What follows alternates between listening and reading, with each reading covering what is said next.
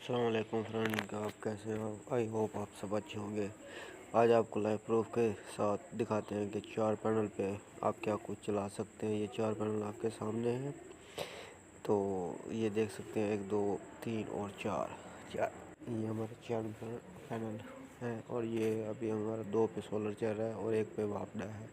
ये वाला बत्ती देख रहे हैं और ये हमारी सप्लाई है 3 किलोवाट की। ये अभी ऑन है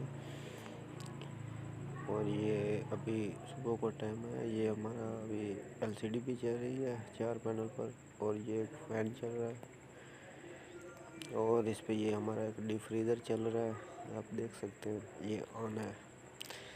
और उसके ये अभी ऑन है